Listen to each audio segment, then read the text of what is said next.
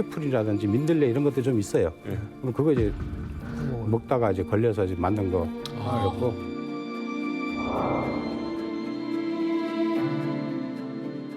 영양실조라 폐병으로 이제 같이 겸해서 이제 아버지가 돌아가셨고 3일 뒤에 이제 저희 이제 여동생이 죽은 거예요.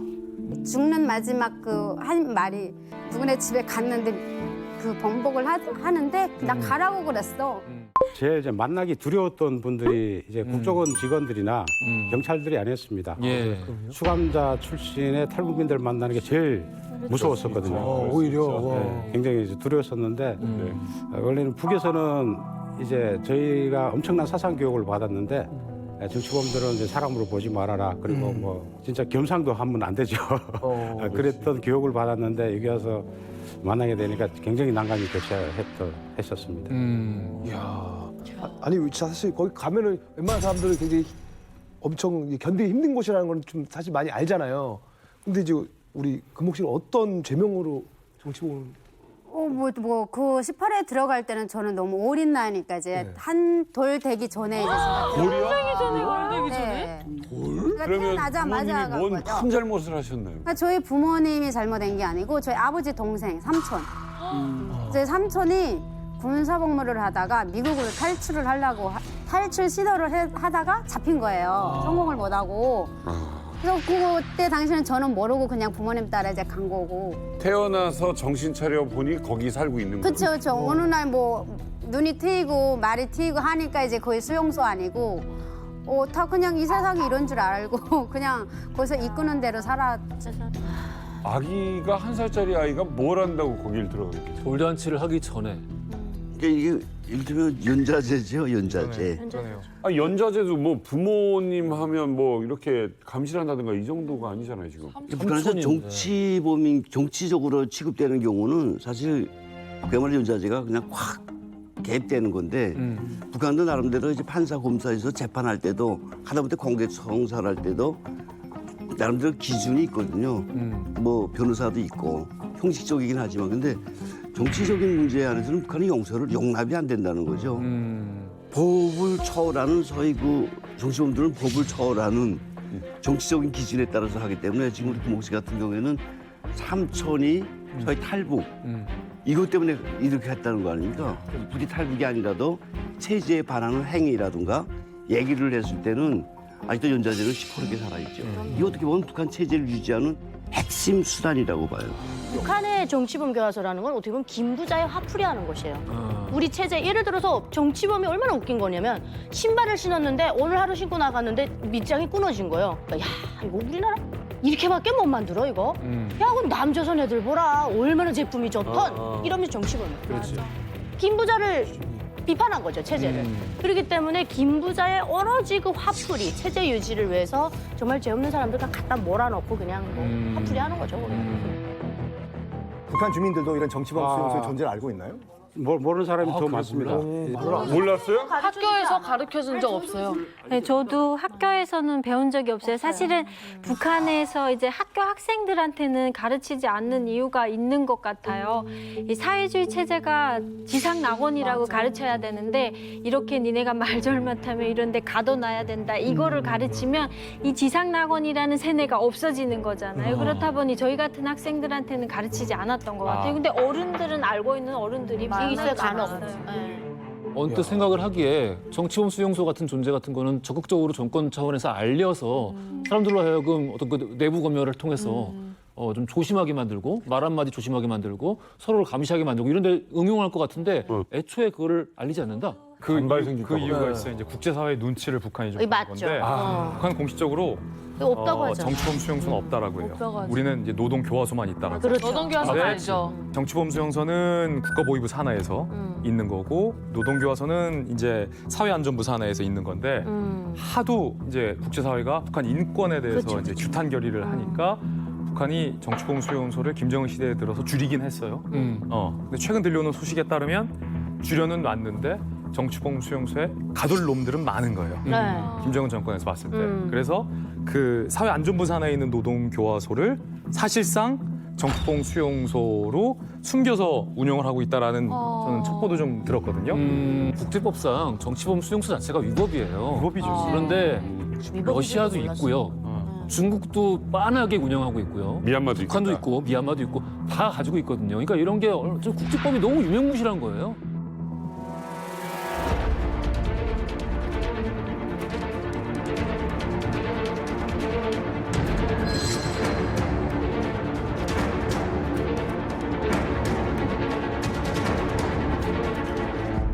사람을 사람으로 안 봤어요. 정치범 수용소에 있는 사람들. 그냥 개돼지처럼 너희들은 거기서 죽을 때까지 밖에 수용소 밖에 사람들을 위한 상품을 생산하다가 죽어라. 그것이 생존의 유일한 이유다. 생산하다가 죽어라. 생산하다가 죽어라. 너희들은 사람이 아니라 부품이다. 거기 보면 그 얘기 나오잖아요. 그 아까 밀다가 할당량 못 채우면 처벌받는다고. 맞아. Don't screw up, newbie. If you don't reach the quota for the day, we all get punished. I'll do my best. 그게 이제 노르마라 그러는 거예요. 노르마. 노르마, 많이 노르마 들었는데. 많이 써요. 그 굴락에서 쓰던 말이거든요. 예. 노르마. 딱 하루에 채워야 할 할당량이 딱 있어요. 그걸 채우지 못하면 처벌을 받거나 아니면 식량을 못 받아요. 굶어야 되거나 이런 거거든요. 근데 그 제도가 지금 들어간 거예요. 수용소에서 가장 큰 표창은 표창 결혼이라는 제도가 있습니다. 표창 결혼? 예. 그 그게 뭐예요? 안에서 어차피 밖으로 못 나가니까. 그래서 뭐 탄광에서 일하든 농촌에서 일하든 일을 잘하면 한 개 수용소에 1년에 몇 쌍씩 표창 결혼을 시켜준다. 결혼을 못 하거든요, 그 안에는. 결혼을 못 한다. 못 합니다. 아, 그러니까 이게 상을 주는 개념으로서 네, 그렇죠. 짝을 지어주는 거 빼고는 결혼할 수 없군요. 없습니다. 이제 밖에서 이제 부부가 잡혔을 때는 상관없습니다. 그건 워낙 가족 관계였으니까. 근데 그 안에서 이제 그 가장 큰 표창은 표창 결혼이라는 것인데 야. 그러면 이제 그 합방할 기회를 줍니다. 일주일에씩 이렇게 주는데 그 뒤에는 또 이제 갈라놓고 같이 사는 게 아니에요. 그러니까 갈라놓습니다. 우와, 갈라놔서 왜요? 일을 잘하면 또 합방 기회를 주고. 뭐야 이거 도대체? 그래서 이게 뭐 하는 짓이에요? 진짜 뭐 하는 거야? 진짜 변태. 그 표창 결혼하고도 갈라서야 된다고요? 예, 예. 아니 한쪽이 임신하면 아기를 낳을 수 있습니다. 이건 사람으로 보는 게 아니잖아요. 그러면 그 아기는 진짜. 태어나자마자 정치범이 되는 거예요. 정치범이 되는 거죠. 야, 이거는 충격적인. 너무 끔찍합니다. 그러니까 그 안에 있는 사람들이 아예 정치범 그 수용소 안에 있는 사람들을 진짜 인간 취급도 안 하는 거예요. 저희는. 그러니까 거기서 일을 하다가 누가 죽든지 말든지 같은 동료들도 그 친구를 이렇게 끌어안고 같이 아파할 수도 없고 슬퍼할 수도 없는 상황을 만들어 놓는 거예요. 야. 혹시 표창 결혼 말고 안에서 젊은 남녀가 서로 자연스럽게 이렇게 서로 마음을 통하게 되면 어떻게 됩니까? 그럼 처벌을 받고요. 처벌받나요? 네, 처벌받는데 이제 여자가 임신을 했을 때 네. 상대가 남자가 누구냐에 따라서 운명이 결정이 되는데요. 네. 만약에 보이원이 했다 하게 되면 그러면 이제 저 보이원 그좀 경고 형태로만 경고요? 해주고 그 애기는 무조건 죽입니다. 왜냐면 같이 그 적과에 동침을 했잖아요. 아, 시키는 사람 적과에 동침을 했기 원신. 때문에 보이원도 변절했다 이렇게 판단을 하고 이제 경고를 주고 만약에 경비대가 남자다 그러면 저희는 이제 옷 벗고 집으로 쫓겨가야 됩니다. 그 여자는 이제 죽죠 당연히. 근데 아까 영화로 아니, 정치범들끼리 강제 낙태가 아니라 다 죽여버린다고요? 소문이 나가잖아요. 예. 보이원하고 누가 하고. 예, 그 보이원이 강간을 했는데 여자가 임신을 했는데 그 여자를 만약에 살려줬고 아기를 살려줬다 하면 그 안에 있는 수많은 몇만 명의 정치범들이 다 난리 날 거 아니에요. 그래서 조용히 비밀 채용을 시킵니다. 근데 같은 죄인끼리 그 허가를 안 했는데 결혼을 뭐 지금 아기를 낳잖아요. 그러면 근신처벌 같이 그 탄광에 제일 힘든 곳에 이제 그 처벌을 시키고 그 아기는 뛰고요. 애기를 주고. 그래서 허가가 그래서 아까 얘기하신 정치범 3대를 멸하라는 거는 그 씨를 말리라는 얘기예요. 그 씨를 말리라고 했는데 자꾸 퍼지면 안 되잖아요. 경비하실 때 실탄을 가지고 계셨어요? 항상 실탄 갖고 있어요. 실탄을요? 네, 항상 실탄입니다. 폭동이 일어나거나 그리고 탈출이 했을 때는 사살해도 좋다. 만약에 도주한 정치범이 도주자가 발생하면 김일성과 김정일의 권위를 굉장히 훼손시키는 것이기 때문에 철저한 그 교육을 받고 그리고 모든 훈련하거나 이런 거를 다 정치범 상대로 저희는 훈련을 실시를 했고요. 그리고 태권도 훈련을 하더라도 보통 한 3년 정도 되면 입대해서 3년 정도 되면은 몸이 좀 이거 좀 할 수 있거든요. 그러니까 일부러 밭에서 일하는 정치범들 불러다가 키워놓고 이제 자기가 병고 연습도 해보고 그런 것이 그 안에서 비일비재했습니다. 사람이 아니네요. 금옥 씨가 살던 곳 지도가 준비되어 있는데요. 지도를 함께 보면서 이 정치범 수용소의 실태에 대해서 조금 더 이야기를 나눠보겠습니다.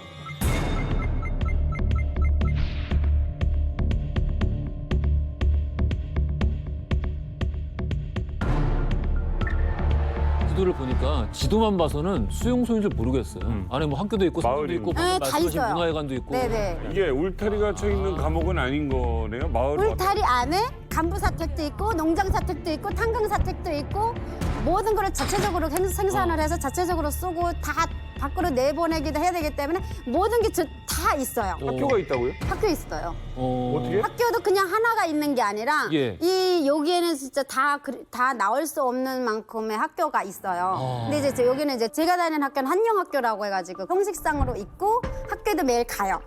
매일 가는데 가방 안에는 책도 들어있지만 책보다 거기 그 공구가 더 많이 들어있어요. 일하러 호미, 공구. 네, 호미, 망치는 기본이에요. 망치는 철도에 가서 이제 돌 깨갖고 철도에 그 자갈 깔아줘야 돼서 망치가 들어있어야 되고, 호미는 밭에 가서 김을 매던가, 강냉이 심던가 뭐 해야 되니까 호미하고 망치는 늘 준비돼 있어요, 가방에. 초중고가 다 있어요? 아닙니다. 아, 그거는 없어요. 없습니다. 학교는 하나만 있어요. 중학교 딱 한 개고요. 학년이 없어요?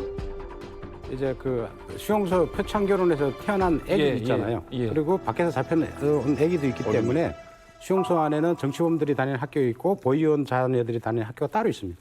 그 안에도 계급을 딱 그래서 나눠. 그리고 박금옥 씨가 있던 곳은 사연전성의 수용소지만 이게 아마 혼합이 돼서 이제 살았던 것 같아요. 근데 보이부는 딱 경계가 딱 되어 있습니다. 그 보이원들과 경비대원들이 사는 가족말이 따로 있고 제수들이 사는 마을로 딱 들어서 이 사이에는 철조망이 딱 쳐져 있고요. Good afternoon. Good afternoon. Shut up, you half-pig Jap. Grunt like a pig. Do it, Johan. Grunt.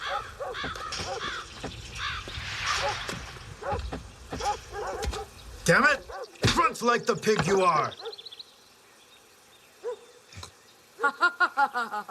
이 금옥 씨는 죄가 없는데 태어날 때부터 이런 인생이 주어졌던 거잖아요. 이게 뭐 비인간적인 차별이란 말도 안 맞는 것 같아요. 그냥 스스로 인간이 아니라고 생각하는 사람의 입장이라는 게 얼마나 비참합니까? 그러니까 어릴 때는 모르는데 이제 인민학교 한 4학년 때까지는 몰라요. 근데 이제 어느 정도 이제 성장을 하면 주변에서 사람들이 얘기를 해요. 주변에서 어른들이 이제 특히 국내 어르신들께 쌈박질을 하면서라도 막 말할 때 너희들은 사람이 아니잖아. 사람이 아니니까 너네 여기 오지 않았냐. 막 이렇게 삿대질을 하면서 막 서로 싸워요. 그래서 서로 그냥 뭐 싸우다 죽는 한에서라도 끝을 보는 그런 거를 제가 경험을 했으니까. 서로가 악다구니만 남은 거예요. 그렇죠. 악만 남고 서로가 카메라예요. 서로가 인간 CCTV가 돼가지고 서로 감시하고. 표창받아야 되니까. I have a serious crime to report, sir. Park Ju-mi in the work unit 26 was lazy today and didn't deliver the timber on time. Reduce her rations for 3 weeks.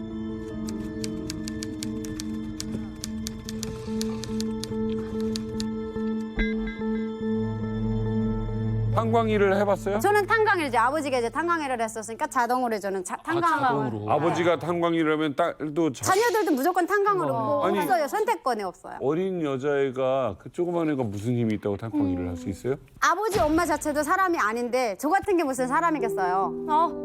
그러니까 당연하게 너도 들어가서 탄광에서 일을 하다가 죽든 살든 사는 거는 알아서 하는 거고 살아 있는 동안은 석탄을 캐라. 이 나라의 보탬이 되라 이거죠. 나는 북한에 지하 자원 많은 게 제일 싫은 게 이 영화 보고 그거였어요. 그 지하 자원이 많으니까 저희 같은 사람들을 다 거기로 보내는 거죠. 그렇지. 겁 안 났나요? 거기서 안에서? 겁난다고 하기보다는 일하는 거에서 겁이 나지는 않았어요. 그러니까 일을 했는데 이제 쌀표 같은 거를 이제 안 주면은 굶잖아요. 쌀표가 저희는 곧 식량이에요. 그렇죠. 근데 그걸 안 주면은 또 굶어 죽을까 봐.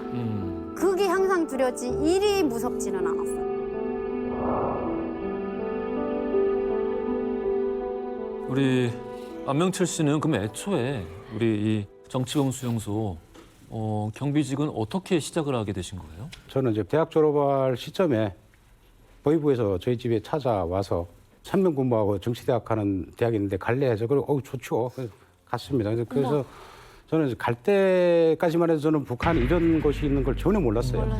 그래서 그 수용소가 왜 비밀 보안에 굉장히 철저하냐면 왜 부대는 어떻게 표시를 했냐면 조선인민경비대 몇몇 군부대 군부대로 돼 있습니다. 아까 저기 애니메이션에도 그렇게 나왔어요. 군부대로 예, 군부대로 나왔어요. 네, 그래서 그리고 이제 북한도 이제 정치범 수용소가 없다고 이야기하잖아요. 북한은 정치범 수용소는 용어 자체가 없어요.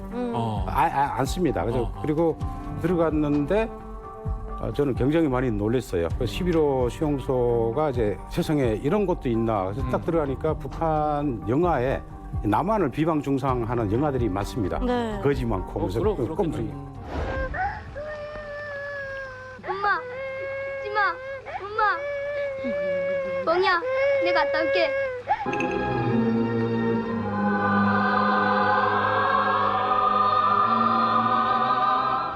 그런 영화를 찍는 촬영장인 줄 알았어요. 촬영장. 그 정도예요? 굉장히 많이 놀랐고 그래서 저는 지키는 사람으로 그 수용소에 들어갔는데 무슨 생각이 딱 들어가냐면 야, 나는 이 사회에서 죄를 짓고 살면 안 되겠다는 생각이 확 오더라고요. 저항하지 말자. 네. 몇 년 일하셨다 그랬죠 아까? 8년. 8년 동안 일하시면서 초반에 처음 여기 수감자들 봤을 때랑 네. 나중에 한참 일했을 때 수감자들 봤을 때랑 어떻게 생각에 좀 차이가 있으셨나요?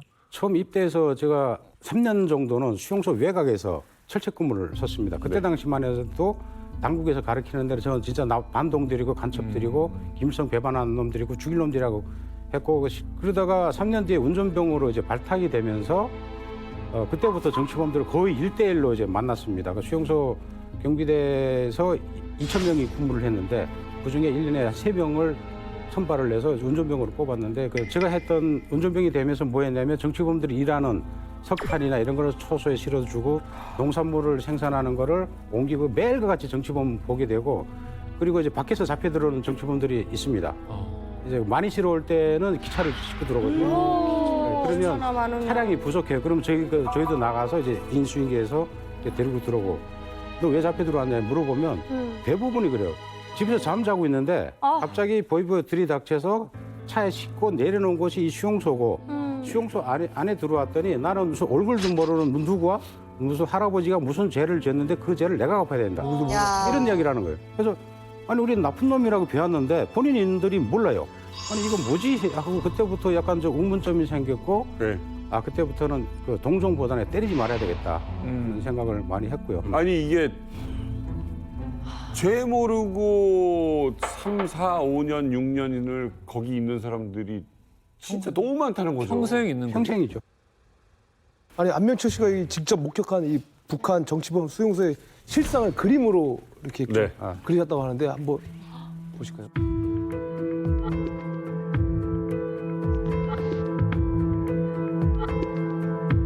이건 무슨 그림이에요? 이거는 22호 수용소의 본부 부리장인데요.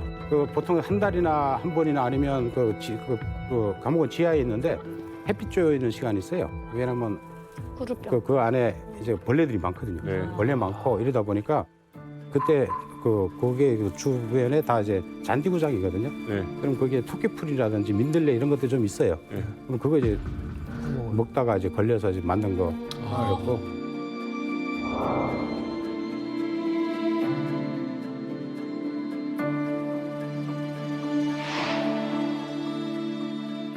이게 굶다 보면은 결국 이제 죽는 사람도 나오는 것이고 안에서도 굶어 죽는 사람 많이 보셨죠? 금옥 씨는 이 정도는 아니었어요?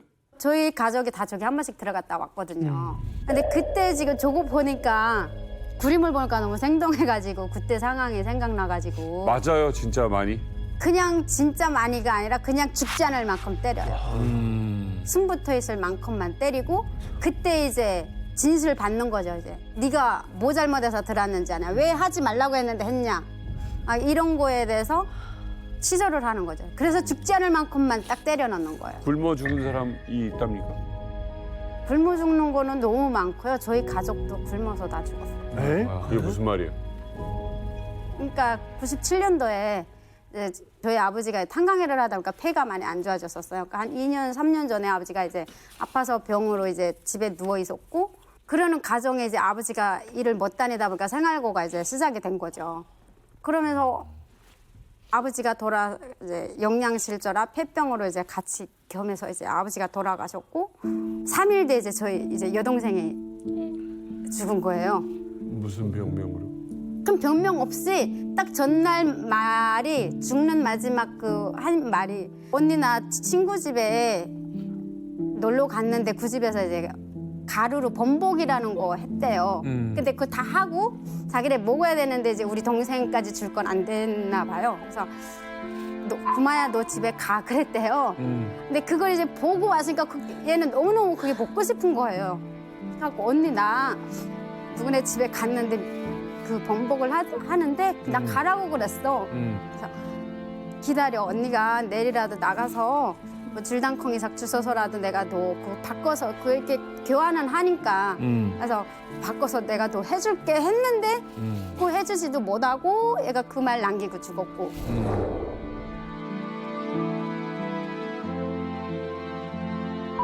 그게 제일 가슴 아파요. 그 범벅 하나를 못 해줘가지고.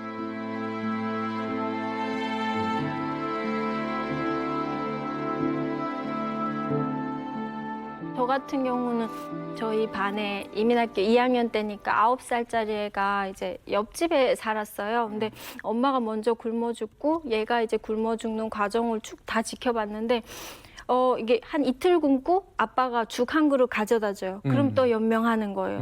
또 한 3일 굶고 또 가져다 주고 이렇게 며칠 굶고 한 끼씩 먹고 하니까 애가 아사로 굶어 죽는다 이런 표현보다는 사람이 그냥 말라 죽는다라는 표현이 더 맞는 표현인 것 같아요. 걔를 봐보니까 점점 애가 여기 강대가 튀어나오고 갈비가 나오고 여름이었는데 런닝 하나 입고 마당에 나와 앉아 있어요. 그럼 앉아 있는 거 보면은 배는 막 이만해요. 뱀신 막달 같은 그런 배고 여기는 갈비뼈가 아릉아릉한 거예요. 그리고 애가 눈이 그렇게 큰 애인 줄 몰랐어요.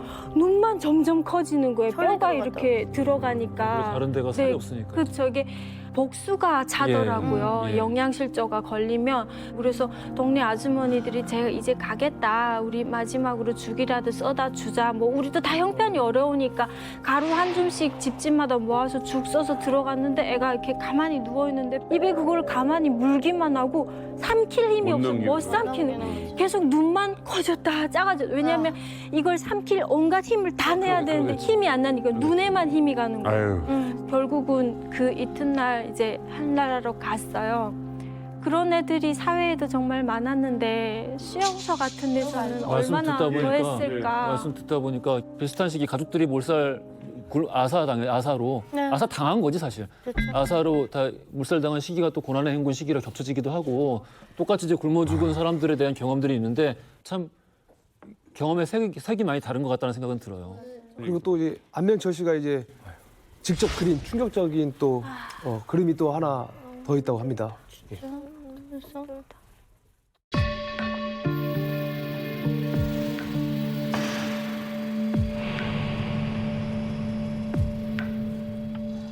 이거 어떤 그림입니까? 이거는 아까도 말씀드렸지만 이제 입대 3년이라고 이제 저희 경비대에 차출이 돼서 갔는데 갑자기 10년이 돼버렸고 그러다 보니까 경비대 군인들 중에서도 좀 멘붕이 와 있었고 그리고 저희가 사상교육 받는 것 중에 가장 중요한 게 도망가는 정치범 잡으면 조기에 대학 보내주고 그리고 입당시켜준다 하니까 군복무하기 싫으니까 이제 일부러 저희가 이제 순찰을 이제 나갑니다. 철책에 저기 철책 항상 순찰 나가는데 실탄이 다 있으니까요. 나가다가 그리고 정치범들은 무조건 5인조씩만 움직입니다.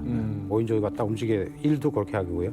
밭에서 일하는 정치범들을 강제로 철책으로 이제 불러다가 뒤에서 AK 소총으로 다 난사해서 죽인 사건이었는데요. 근데 이 사건이 좀 문제가 됐던 게 이 5명 중에 죽은 사람 1명이 보위부의 정보원이었어요. 보위원이 재수로 유장을 해서 사건 캘려고 들어왔는데 그 중에 이제 사망을 한 거예요. 이제 난리 났었어요. 난리 나갖고 이게 조사를 했는데 이걸 묻을 수는 없고 그래서 그렇다고 이거를 잘 지키라고 해서 자기 역할을 했다고 했는데 그래서 군인 사기도 있고 그래서 조용히 묻고 또 도망가는 정치범 잡았다 이렇게 해서 진행을 해서 이 사람들은 대학은 안 보내고 기한전 승급 형태로만 했던 거고요. 그럼 결국 외부에는 도망가는 사람들 잡은 걸로 그냥. 네, 그렇죠. 전 수용소 안에는 도망가는 정치범을 잡았다고 군인들을 교육시켜 놓고 실은 이제 그런 거였죠. 이제 자기네 공명심 때문에 조작 사건 한 거 있고요. 또 이제 하나가 제가 입대해서 그 6개월 만에 있었던 건데 제가 13호 동포 수용소에 있었습니다. 그때 이제 잠복 근무를 이제 나갔었는데 잠복 근무인데 잠복 초소는 어디에 있냐면 수용소의 각 마을과 마을 사이에 이동을 다 통제를 합니다. 근데 요 사이에 이제 저희가 땅 파고 들어가서 밤새 그 이동 인원이 있나 없나 이거 지키는데 수용소는 10시부터 5시까지는 통행 금지예요. 사이렌 딱 울리면 이제 못 다닙니다. 근데 보통 정치범들 한 4시 반쯤에 일어나서 5시부터 일해야 되니까 일어나거든요. 근데 그날은 한 3시 반 됐는데 이제 움직임이 있어요. 그래서 먼저 갔던 그 조장이 보고 이제 AK를 3발 쐈습니다. 그래서 현장에 가서 랜턴 비쳤는데 남자 정치범이었는데 그 호미로 지구를 이제 파고 있더라고요. 파고 있는 거를 이제 쥐구멍이요? 쥐잡으려고 지금 하는 거를 이제 했고 그래서 보고를 해서 이제 그 도망가는 정치범 잡으려고 했다. 그래서 보고가 돼서 군대장은 입당을 하고 김천 종합대학에 갔습니다. 사실 여기 가장 단백질을 보충할 수 있는 게 쥐밖에 없고 쥐하고 뱀밖에 없는 거야, 개구리가. 유일한 거예요. 야, 근데 이 포상에 눈이 멀어서 그러게. 이게 너무 궁금한데 똑같이 생긴 같은 인간이잖아요. 근데 아무리 말로 머리로 얘들은 사람이 아니고 짐승보다 못한 존재라는 말을 교육을 받는다 할지언정 정말 사람이 아닌 것처럼 느껴질까요?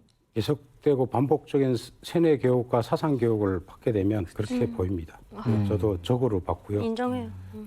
일단은 북한은 사상이 우선이니까 김 부자에게 반대했던 적이다고 생각하니까 보위부 입장에서는 당연히 적으로 생각을 했습니다. 실제로 이제 자기 아버지를 싸죽인 게 있어요. 그러니까 그 아버지를 왜 싸죽였냐면 북한에서 정치적인 생명을 육체적 생명의 윗자리에 놔요. 그러니까 이 목숨은 그냥 육덩어리로만 보는 거예요. 근데 왜 싸죽였냐면 아버지가 알고 봤더니 6.25 전쟁 때 뭐 그 미국놈 편에 서가지고 신천 땅에서 이제 사람들 다 싸죽였대요. 근데 나중에 이제 그걸 얘가 알게 되거든요. 그래서 이제 총을 들고 와가지고 자기가 군대를 못 가요. 왜 못 가냐고 봤더니 정치적으로 걸려서 군대를 못 간다 하거든요. 그러니까 그 총을 가져와서 아버지를 싸죽이는 걸 조이한테 계급적 교양 자료로 보여주면서 하는 말이 좋은 사례로. 그렇죠. 그러니까 장군님을 위해서는 자기 부모도 쏘라라고 하면서 하는 말이 저희가 붉은 청년군의대를 갔는데 어떠한 친구한테 총을 안 주는 겁니다. 나무 막대기만 주는 거예요. 그러니까 이 친구가 저도 총 주세요 선생님 하니까 정말 욕을 했어요. 야, 내가 너한테 총 주면 그 총구가 나한테 올 거 아니냐고. 너는 앞으로 군대 못 간다고. 너는 계급적으로 문제 있는 애야. 저희가 있는 앞에서 그렇게 얘기를 하거든요. 철조망이 나왔어요. 어릴 때는 아니면 뭐 지금 탈출할 때는 철조망 같은 걸 넘으셨어요? 네, 저도 이제 전날, 그러니까 내일 탈출을 한다면 오늘 밤에 초저녁에 가서 거기에는 이제 그 밤나무가 되게 많았어요. 밤나무 뒤에 이제 숨어서 이제 기다리다가 소리가 주변에 이제 소리가 조용해지면은 다시 가서 손으로 이제 또 그 땅을 파는 거예요. 근데 거기는 철조망 사이사이에 울리는 딸랑 방울이 있어요. 그래서 하나가 울리면 쫙 연결이 돼갖고 그 초소까지 간대요. 그래서 그 철조망을 넘으려고 밤새 거기서 왔다 갔다 하면서 그걸 땅을 판 거예요. 주변만 조용해지면은 또 나가서 이제 땅을 파고 손으로 그걸 밤새 그렇게 해서 새벽 몇 시인지는 몰라. 그냥 날이 밝았어요. 날이 어둑어둑하게 날이 밝아올 때 그때 탈출을 시도해서 성공했어요. 손으로 파서? 네, 손으로 파야지만 왜냐면 거기에 내가 뭔가를 건고를 들고 가면 아까도 제가 얘기했지만 인간 CCTV인 거예요. 잡힌 적은 없어요? 잡히지는 않았어요. 2번을 탈출했는데 2번 다 성공을 했고 근데 한 번은 나갔다가 식구들 때문에 왔어요. 또 식구들이 굶어 죽을까 봐. 그 나간 게 그냥 뭐 아무 생각 없이 맹목적으로 나간 게 아니라 그 나가서 청진이라는데 이제 저희 그 친삼촌이 되게 잘 산다고 제가 이제 듣고 있었거든요. 이제 목적지가 거기로 해가서 거기 가서 강냉이 밥도 제대로 먹고 옷도 신발도 모든 게 우리 사는 환경보다 훨씬 좋은 거예요. 청진이라는 데가 그 중국하고 아마 좀 가까웠었나 봐요. 그래서 제가 못 보던 옷들도 있고 뭐 이제 못 먹어보던 쌀도 막 있고 하니까 이제 눈이 이제 나도 돌아간 거죠. 근데 먹는가 동시에 그냥 막 눈물이 나는 거예요. 나는 이렇게 먹고 있는데 엄마는 집에서 굶어 죽었는지 뭐 살아있는지 나올 때 감자 매달하고 이제 옥수수가루 있는 거를 보고 나왔으니까 이미 떨어진 지도 오래됐을 거라는 게 예상이 되고 하니까 다음날 삼촌보다 이제 다시 돌아갈 테니까 뭐뭐 좀 준비해 주세요 이제 한 거예요. 근데 그때 당시 삼촌 못 가게 했어요. 그 삼촌 엄마랑 가지 말아라. 죽는다. 네. 걸리면. 진짜 가지 말라고 붙잡고 너라도 살려야 되겠다고 진짜 가지 말라고 했는데 그걸 뿌리친 거예요. 진짜로 엄마만 가족이 동시에 죽는 걸 이제 목격을 했으니까 이 가족을 살려야 된다라는 생각밖에 없는 거예요. 죽어도 같이 죽고 살아도 같이 사는 거다 하고. 그래서 오는데 철종을 이제 다시 넘어야 되잖아요. 근데 그 짐을 갖고 넘을 수 있는 조건이 안 되는 거예요. 그래서 생각을 막 그 5만 가지 생각을 다 하고 오는데 다행히도 운이 좋게 저희 학교에서 머리가 엄청 좋아갖고 대학교 순천대학교를 나간 애가 있었어요. 근데 그 친구를 만난 거예요. 그 초소 앞에서. 그래서 그 모든 말은 다 할 수는 없으니까 야, 네 지금 통행증이 없으니까 너가 이렇게 해가지고 좀 들어가자 해서 집에 들어오는 데까지는 성공을 했어요. 했는데 엄마가 웃긴 게 오늘 들어왔는데 하루 쉬고 나는 그 다음 날에 이제 직장에 나가려고 했어요. 근데 엄마가 너무너무 이게 교과서대로 사시는 분이니까 오늘 밤에 들어갔는데 엄마가 내일 출근을 해서 얘기를 한 거예요. 우리 딸이 갔다가 왔으니까 쟤를 좀 이렇게 엄마로서는 이제 좀 하루라도 일찍 보고를 하면 딸이 덜 처벌받는다 생각을 하신 거예요. 감 좋아. 나갔다 왔다고 얘기를 하신 거야? 하니까 이제 요놈이 왔구만 하고서 이제 그게 확인원이 있어요. 뭐 지가 가든가 뭐 안 나든가 하면. 그 확인원이 둘이서 이제 데리러 온 거예요, 저를. 그리고 이제 갔어요. 갔는데 팔을 이렇게 딱 잡아 엎어뜨려 놓고 그다음에 한 사람은 곤봉하고 한 사람은 가죽 격대를 막 때리는 거예요. 근데 어느 정도 이제 때리고 나더니 얘가 이제 얼굴이 반반해가지고 이런 짓을 한다고 이렇게 돌아다닌다고 하면서 그러면서 그 벤치 갖고 오라고 하더니 벤치를 그냥 이렇게 빼는 게 아니라 벤치를 그냥 이렇게 빼는 게 아니라 이렇게 해서 이렇게 돌려서 빼는 거예요. 이렇게, 이렇게 돌려서 빼는 거예요. 이렇게, 네. 생리를요? 네. 생리욕이 앞에가 그래서 이게 지금 깨져 있어요, 두 개가. 그렇게 해서 정신을 잃은 상태에서 이제 일어나 보니까 집이 없고 이제 거기에서 이제 엄마랑 언니가 이제 펑펑 울고 있는 거죠. 나중에 다시 탈출을 하게 된 거네. 그래서 다시는 이제 이렇게는 안 살겠다 하고 탈출을 했죠. 저는 이제 궁금한 게 이제 안명철 선생님께서 정치범 수용소 4곳을 이제 돌아다니면서 하시잖아요. 이 북한에서 어떻게 보면 경비병에 대한 감시도 굉장히 좀 삼엄할 것 같은데 어떻게 이렇게 탈출하신 거예요? 탈북하게 된 이제 계기는 당시 20여 수용소 근무할 때였는데요. 고난의 행군이 이제 북한이 시작이 되니까 북한 중앙에서 지방에 있는 식량 배급소들마다 검열관들을 다 내려 보냈는가 봐요. 그러니까 저희 동네에서도 저희 부친이 최고 책임자고 하니까 검열하는 과정에 당연히 쌀이 없죠. 그러니까 이제 막 추궁을 받으니까 부친이 술 한잔 하시고 지금 북한이 쌀이 없는 게 밑에 간부가 쌀 없어서 그런 거 아니다. 다 위에서 잘못한 거 아니냐. 그리고 식량 배급 제도가 잘못된 거 아니냐. 이거를 한마디 하셨대요. 근데 이거는 이제 북에서 굉장히 큰 거죠. 그렇죠. 그러고 나니까 이제 들었네. 부친이 보이고 불려다니면서 조사를 받던 과정에 너무 화가 부친이 당 비서만 30년 하셨어요. 너무 화가 나서 음독 자결을 하셨어요. 그러고 나니까 북한은 이제 죽은 자는 말이 없잖아요. 그러니까 저희 동네 식량이 부족한 거는 다 당비서가 헤쳐먹은 걸로 이제 묶어놓고 그리고 연자제를 적용해서 집에 있던 어머니하고 12살 된 여동생을 수용소에 잡아가고 저도 이제 체포를 했는데 저는 이제 수용소 관리국은 국가보위부 직속입니다. 그러니까 좀 그 소리가 좀 복잡해요. 인원 이동하는 거. 그래서 요 시간이 좀 있었고 그래서 저는 그거 알고 당연히 찾아갔습니다. 혈서 써들고 저는 김정일 장군에게 충성하겠다 했더니 돌아온 답변이 딱 그 한마디였어요. 그 아버지 그 아들이다. 그래서 그때야 이제 정신이 번쩍 든 거죠. 그 안에서 만났던 사람들이 왜 잡혀 들어왔는지 그때 내가 당하고 나니까 아는 거죠. 그래서 그리고 저는 수용소 안의 상황을 몰랐으면 있었어요. 너무 잘하니까 못 느꼈더라고요. 그래서 결국은 탈북을 결심했고 탈북을 하자니까 제가 그때 만났던 그 정치범 오누이 형제가 있는데 박구목 씨처럼 2살 때와 4살 때 잡혀드는 오누이가 있었는데 이 두 친구를 제 트럭에 태우고 무장을 한 상태에서 수용소를 이제 탈출해서 나오던 가족의 이제 추적이 있잖아요. 추격. 당연히 비상 걸리죠. 이 친구들은 이제 겁을 먹고 중간에서 도망갔고 저만 이제 수용소를 그 철책을 밀고 나와서 차를 밀고 나와서 중국에 넘어와서 무사히 이제 대한민국까지 왔는데 그때 당시 수용소 보호구와 경비 저희 동료들이 완전 무장하고 중국 연결까지 다 들어왔어요. 그리고 아직도 중국 변방대와 안전국에 제 기록이 아직 남아 있다고 합니다. 그래서 그 보위원들이나 경비대도 마찬가지입니다. 정권에 의해 이용당하고 또 정권에 의해 피해를 받는 거는 그래서 저는 북한 체제는 김씨 일가를 제외한 모든 사람은 가해자가 됐다 피해자도 하루아침에 될 수 있는 구조다. 아니 이 정치범 수용소의 이 인권 유린에 대해서 좀 우리가 목소리를 내서 좀 영향을 줄 수는 없는 건가요? 90년대에 갑자기 제가 90년에 평양 승호구역 26호 수용소에서 6개월 이제 근무한 적이 있었는데 갑자기 지시가 떨어졌는데 뭐냐면 국제인권단체인 엠네스티 인터내셔널인가 거기에서 26호 수용소에 gat혀 있는 정치범 명단을 확보를 했고 이거를 공개하려고 한다. 맞아요. 그거를 이제 통보가 내려온 거예요. 그래서 난리 났어요. 그래서 이 정보를 누가 줬냐? 일단 내부 조사를 굉장히 심하게 했는데 결국은 이제 못 잡았고요. 그래서 지시가 또 다시 내려온 게 절대로 이 사람들 죽이지 말아라. 국제사회에 반드시 이 사람들에 대한 생사를 확인을 해야 되니까 죽이지 말아라. 별도로 관리해라 이제 했고 그리고 그 사람들을 다른 수용소로 일부는 옮기고 일부는 사회 적응 교육을 한 3년 정도를 시킨 것 같아요. 시켜서 이제 평양에 살게끔 풀어준 적이 있어요.